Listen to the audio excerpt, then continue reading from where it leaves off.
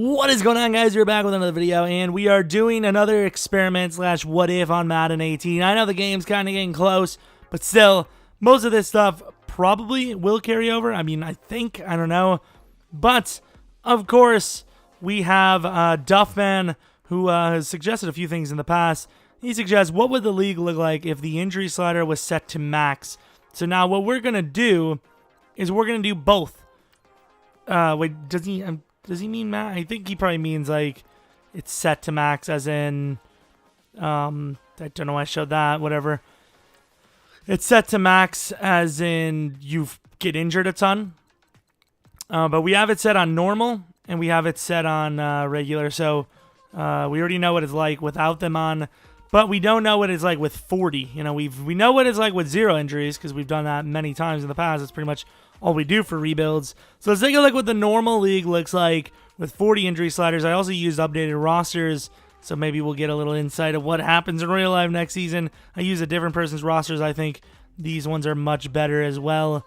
So if we do another rebuild with updated rosters in the future, that will be what we use. So of course I chose the Packers, one of the more injury-prone teams every single year. And as a Packers fan, did not make the playoffs with normal injuries on. Let's take a look what kind of injuries we did sustain. We don't know what the full foot season was, but we finished with a foot fracture. We can see Hurst 29 weaker. They figure maybe he would be unable to play, but that's not the type of reason they thought. Texans with tons of injuries. Let's take a look. What do we got? 40 week for Michael Johnson. That would be a retirement for him for sure. 40 week for Deshaun, probably another retirement. What else we got? Some pretty big injuries. And, of course, all of this is with the injuries on normal. So, of course, let's take a look at the stats as well. Rodgers, about 5,000 yards, 37 touchdowns, 16 picks. He did not get injured. Running, terrible. Ground attack was terrible, but that's kind of the way the Packers usually roll. And defensively, take a look at this. Not bad, actually. Picks, Quentin Rollins. No picks for any of the youngsters. That's interesting. Jamal Williams got a pick, though. We'll take a look at the league leaders as well, just for the hell of it, just to see if there's any youngsters in there. So NFL league leaders, Rodgers led the league in yardage. Touchdowns was Brady by a few. Let's go back, see if any of the youngsters were up there on the list. Unless I missed it, the highest one was Josh Allen, 14 touchdowns, 4 picks. Not a lot of touchdowns at all. Lamar Jackson, I think Joe Flacco must have got hurt at some point. You could see Lamar ended up being a starter. He actually did pretty well for them. Let's go to running backs now. See if any of the youngster running backs were on the list. Most touchdowns was Alvin Kamara. Most yards, of course, Todd Gurley. Any youngsters once again? I don't know if any of them. Geis, he did starts. Don't really know if there'd be anyone else other than where did actually need to go look at Saquon. So Saquon didn't start over Jonathan Stewart. All right. Julian Edelman with the most yards. I think that means most yards, or maybe it was most catches. Taywan Taylor had a great season. Any youngsters once again? Geronimo Allison, 1,200 yards. Interesting. Calvin Ridley with about 900 yards almost. That'd be pretty big for them. I think that's it. Let's take a look at sack totals and picks, and that's it. No youngsters here, really, that are in the top 10 or even top 30. No crazy numbers there, but that's that. Take a look at the Super Bowl as well, just for the hell of it. Going to sim the Super Bowl. The winners are probably the Falcons, right? Steelers win. Going on to the more important part, the 0 sliders. I would assume that's what he meant. Surely he wouldn't have said what it would be like with max injury, like as in on. Wait, no, you do have to put it up to 100, don't you? I'm so confused. Is it 100 or 0? Oh, crap. Like, what? I don't know. I'm having a seizure. I mean, it says injury, so it has to mean 100, otherwise they're stupid. Let's go 1 week and see what kind of injuries we're looking at. I put the fatigue on 0 as well. Okay, well, we know for a fact the injuries are definitely on, because 1 week in, and we have 10 injuries. Look at this. Oh, my God. Look at that. That's why you choose the Packers. Look at that. 10 injuries 1 week for us. I'll probably do this in intervals. I don't want to look at every single week.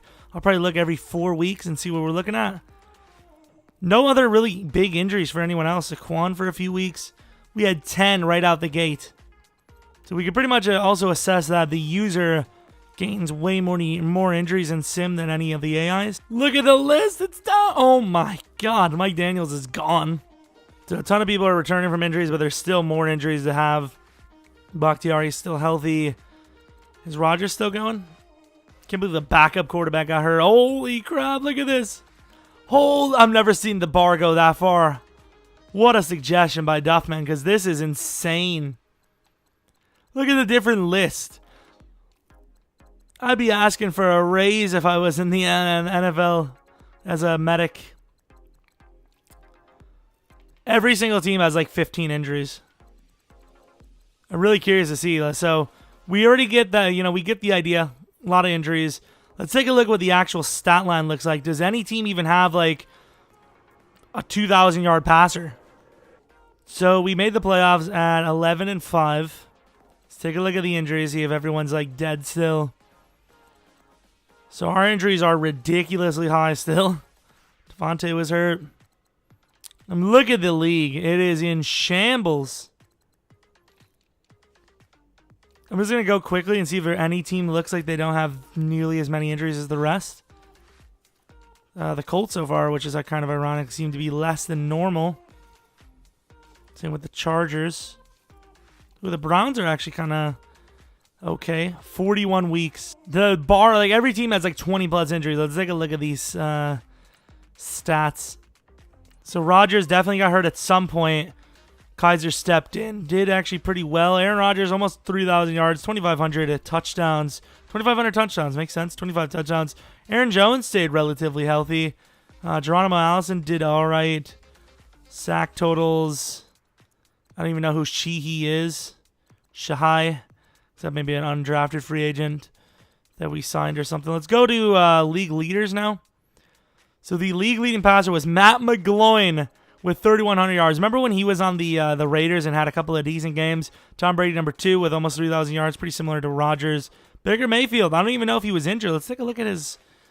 He played all 16 games. So did McGloin and Sudfield. Stats just weren't good. Did Rodgers play all 16? Rodgers is trash, apparently. 16 games. Although, to be fair, maybe, with the bigger name guys, like you would assume if they get injured, they probably wouldn't always have season-ending injuries. So Benny Cunningham was the league leader in rushing yards. Terrence West, number 2. McKissick at number 3. Tywan Jones at 4. James White at 5. Damian Williams is like the only legit starter here, technically. Even though I don't even think he starts. He doesn't start for the Chiefs, but starter caliber, I guess.